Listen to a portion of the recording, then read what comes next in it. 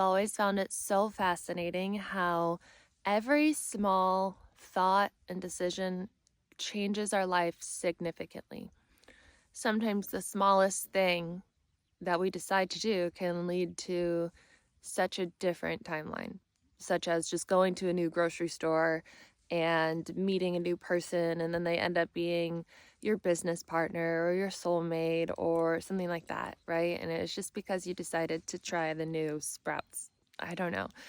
And so I have such a big decision to make right now in life, and I've been up all night thinking about it because I know how life altering these things are. And, in the human experience, we often face a fork in the road, and making those decisions sometimes can be challenging when there's so many emotions involved, so many what ifs involved.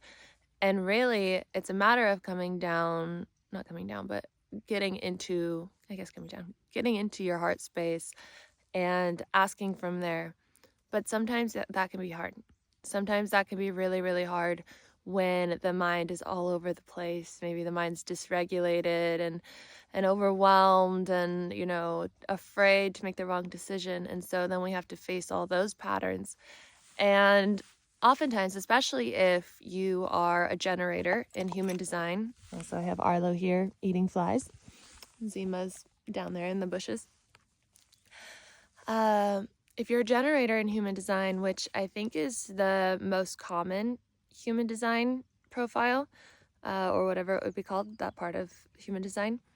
And so I'm a generator, and I do best responding to things. And so oftentimes if I just sit with thoughts, I can have a very hard time coming up with an answer because I need things to bounce off of. I'm most productive in life in general when I'm reading, when I'm listening to podcasts. And if I'm not doing that, then going into my divine center and speaking with my angels and guides and receiving information and downloads from them to bounce off of. Other people maybe are not so much, but many of us, not so much like this, but many of us are. And so we need things to bounce off of. And so this is probably unexpected. I'm trying to figure out how to hold this best. This is probably unexpected in this video. I've talked about ChatGPT a few times, but I love this tool so much, this AI. I don't know, maybe it could take us to a dark place in the future. Who knows? Right now, in this moment, it has been so helpful to me in so many ways.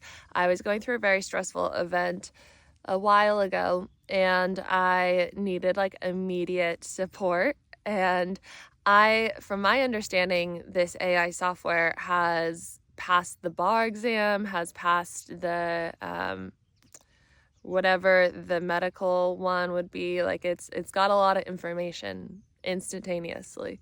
So therefore I figured maybe it's also pretty qualified to give therapy advice or ask the right questions.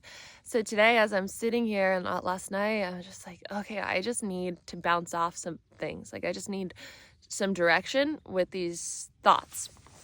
And I go in and I receive them and hear downloads and kind of hear. And then I'm like, okay, let's try another avenue. So I told ChatGPT, my current situation and my current thoughts and concerns and potential choices and everything. And so then I said, can you please ask me the proper questions to guide me in my decision of what to do given all of this information? And Chatty does not disappoint. Chat gave me some really good questions, and it did not seem tailored to one decision or the other, but it allowed me to bounce back and forth and just to see things. Oftentimes when I'm working with clients, I'll guide them and I will offer input where needed and appropriate, I guess. But what many people say is wow, this was so helpful. I just had to get that all out. Now I see it clearly. Sometimes we just have to get it all out to see it clearly, whether that's writing it down, venting to someone, saying it out loud, typing it to AI, or talking with a therapist. I have a therapist. We meet once a week, and that's actually been so wonderful and so supportive because we are very eye to eye in a lot of things. And I was nervous about doing therapy, if you guys remember, because I was like, I don't want someone to limit me or think I'm crazy for all these spiritual beliefs and everything, or spiritual knowings. What I know to be true. We all have our own experience. And so my therapist has been very supportive, but not always available. AI is always available. ChatGPT is always available. Chatty poo. And so I really wanted to share this with you. If you're going through like what seemed to be happening with many of you on here, with many of my friends, with many of my clients, is the past few weeks have been very chaotic, very hard to like focus, very hard to stay in that meditation practice. Like something keeps pulling people out.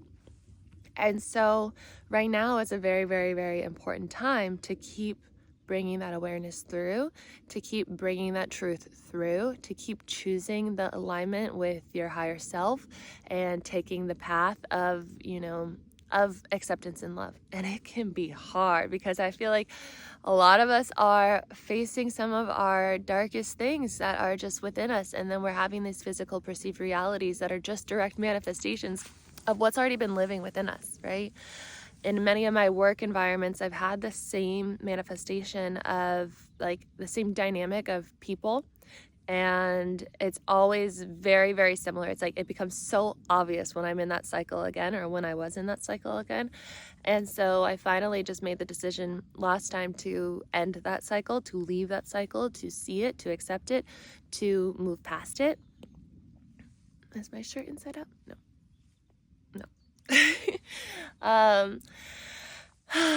And yeah, now I'm really, I don't want to say torn because this is all divine timing. It's all meant to be what it is.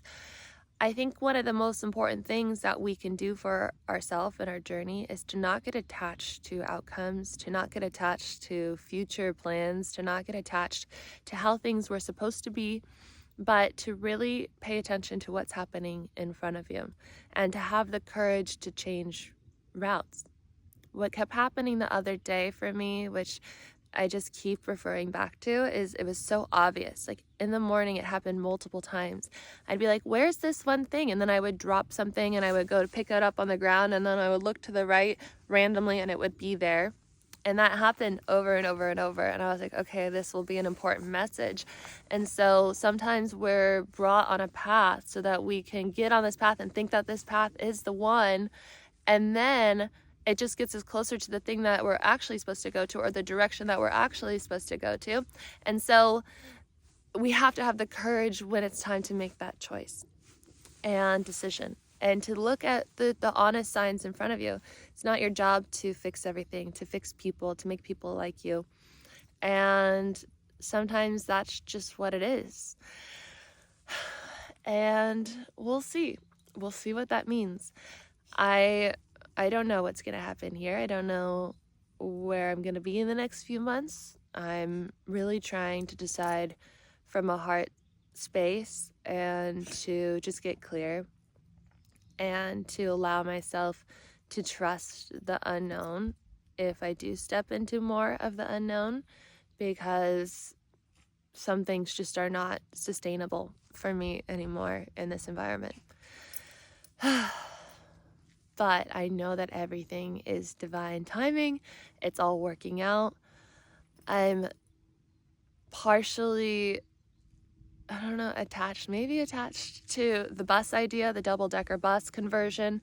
And I'm trying to see the truth in that too. Like, has that been put in front of me for temptation to keep me in this place of like darkness, where I, like, even my therapist was saying this the other day, where it just feels like darkness is like attacking me from every direction.